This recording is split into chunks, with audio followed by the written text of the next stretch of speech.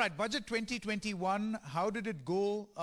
Will it achieve the targets? And most importantly, what was going on in the minds of the policy makers who drafted or prepared this budget? I have with me the two gentlemen who know this answer absolutely well. Mr. Ajay Bhushan Pandey, the Finance Secretary. Thank you very much, Mr. Pandey, for joining us here on NDTV. And Dr. Krishnamurthy Subramanian, Chief Economic Advisor. Thank you very much, sir. Thank you for joining us right here.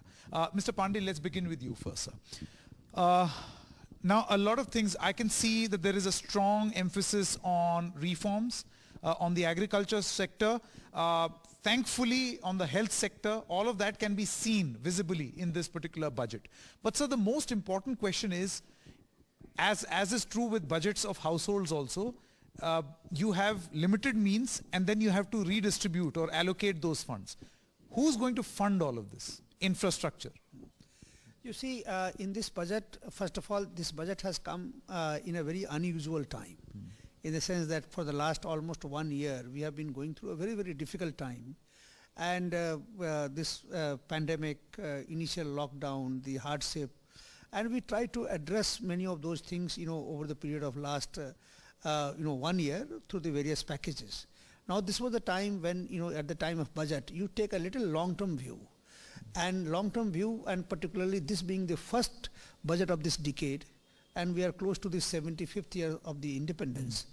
So, and also the post-pandemic, what will be the kind of order in the world, and where will actually India be, and for that what we need to do. So some of the things are particularly which we try to address, and taking a long-term view, of course the medium-term and the long-term view, is that health sector today. Today health is the need of the hour. So the health, if you see, the vaccine, the total amount allocated for the various programs of the health, and then the increase is almost 137%. The capital expenditure and the infrastructure, the increase is 34%. 5,54,000 crore rupees are going to be spent over the, the higher base. In this current year also, the expenditure is on a higher base. And over that, this 34% increase in this capital and infrastructure spending, plus many other reforms, for example, the disinvestment, the insurance sector, increasing the FDI limit, the asset monetization. So these are the very, very important things. The financial sector, the the two banks, public sector banks and one insurance company, in addition to IDBI, LIC being, IPO'd. So these are the, some of the measures, which have been taken, particularly in the financial sector. And then agriculture. If you see the agriculture allocation, in terms of MSP, the procurement, and the amount that has been earmarked for this, and also this agriculture infrastructure and development.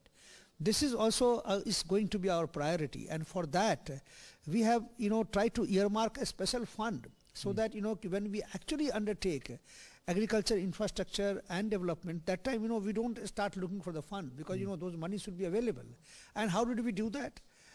We have imposed a very, very minimal amount of cess, agriculture infrastructure development, on a very, very limited number of items. If I say the total number of items wouldn't be more than 15. So only on 15 items this has been imposed, and that also without causing any additional burden on the consumer. I think that was a major cause of confusion also. Exactly. Yeah. So in fact, I will use your this media to clarify that while doing so, we have tried not to impose burden on the consumers. So what did we do? If there was an additional excise duty or excise duty, we have reduced this, and then you have put this money on the special earmarked fund, that is the agriculture infrastructure and development cess. Similarly, on the custom duty side, if the custom duty was there, and then what we have done is that we have tried to reduce this, and then earmark this, this reduction on a special fund through this cess. So if you see these measures, and particularly on the taxation side, the many reforms have been attempted in this budget. For example, the dispute resolution. The certainty in the minds of the taxpayers, for example. The cases could be opened up to 6 years. now we have tried to reduce this limit to 3 years. Dispute resolution scheme for the small taxpayers. Then customs, almost 400 old notifications, which are there for last 30 years. All those are going to be reviewed within the next 6 months, and then a new custom structure will be placed. So these are the many items, and in addition to that, particularly for domestic manufacturing and also promoting exports, the several steps have been taken. Correct. Okay. Mr. Subramanian, I remember talking to you about one key area of focus in your economic survey, which was the health, and you gave the example of the movie Three Idiots. You said that if it is increased to about 2.5% of the GDP spend on healthcare, then it is going to impact the family's spend significantly. It will reduce that impact. In terms of pure percentage, do you think we have achieved that target? We have achieved that place? And most importantly, do you think that it should not be a one-off simply because we are in the middle of a pandemic, and healthcare should continue to remain a key focus?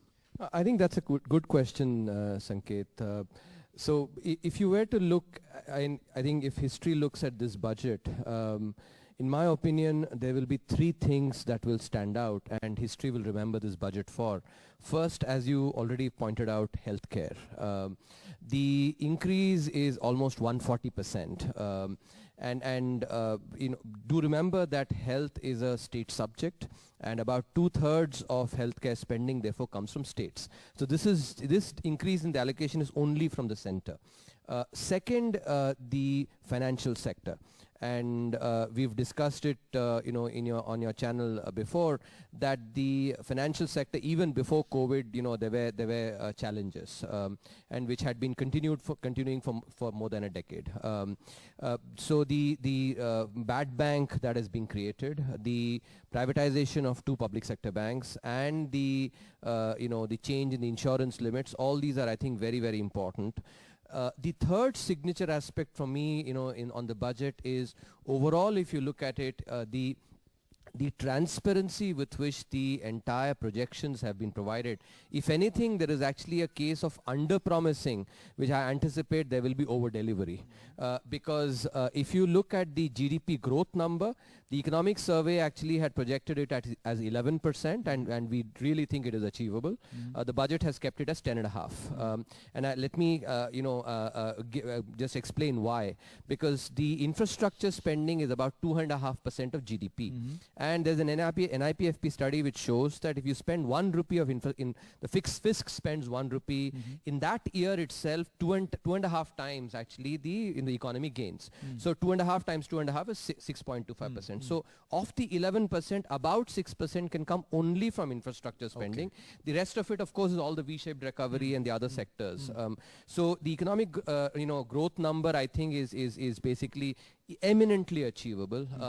If you take the non-tax revenues, which is disinvestment 1.75 lakh crore, there the revenues that will come in from the disinvestment of the 2 public sector banks and the insurance company has not been factored in. So and given the process that is already continuing, this 1.75 lakh crore, even without these 3 should be one should be able to achieve. So overall, if you put all these together, I think that's the third thing.